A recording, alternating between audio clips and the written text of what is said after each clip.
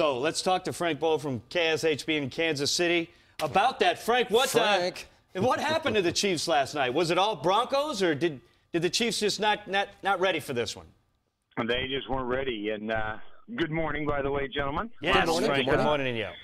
The deal is, too, and we really thought the other thing that you're probably not mentioning right now is the fact that, or you could have mentioned it earlier, and I just didn't hear you, was the fact that, with the Eric Berry situation with his lymphoma, and they all were wearing 29 jerseys to warm up in, we just thought it was going to be, we thought they would be sky high and electric and ready to go get it and win one for Eric Berry, and they came out.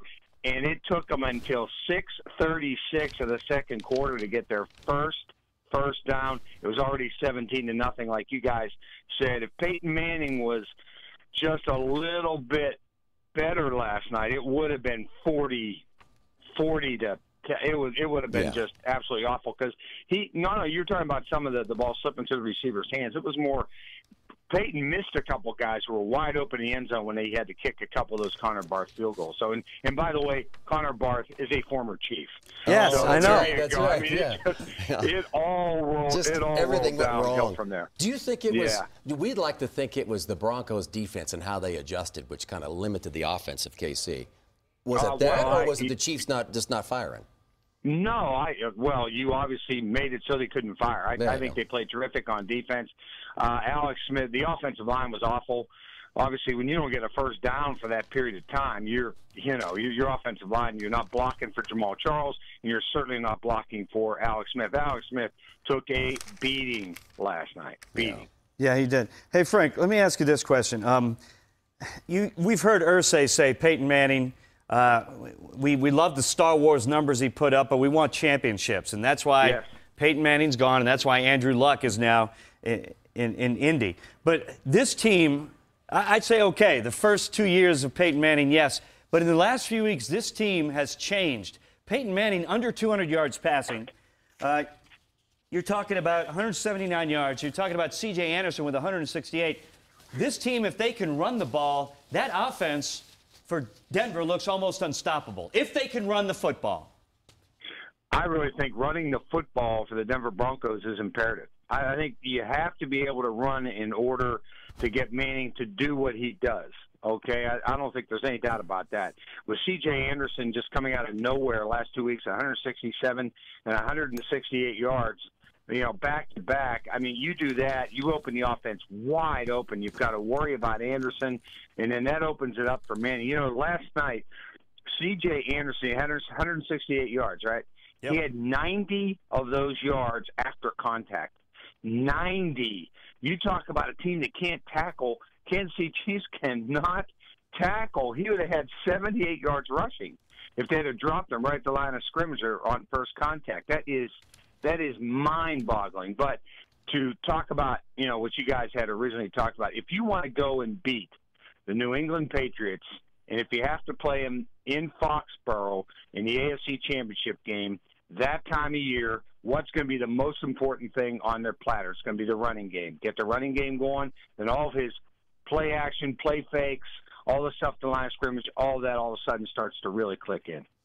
Peyton was asked last night about how the offense for the Broncos was working, and he obviously said, look, we're disappointed in the red zone performance, but he said we kind of put the defense on their heels because of the running game. That allowed them to get those two early scores.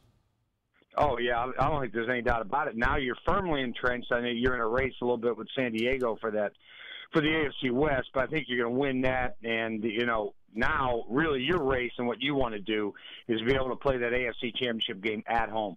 And that, I think that is now paramount as far as the Denver Broncos are concerned. You're right. You don't want to go to New England. No. No. I'm done with that. I'm done with that. That gives me shivers when I think Frank, about that. for the Kansas City Chiefs now, back at 7-5, the third place in the division now behind the Chargers, who are at 8-4 after their wild, improbable win in Baltimore yesterday. What do the Chiefs need to do to get into the playoffs at this point?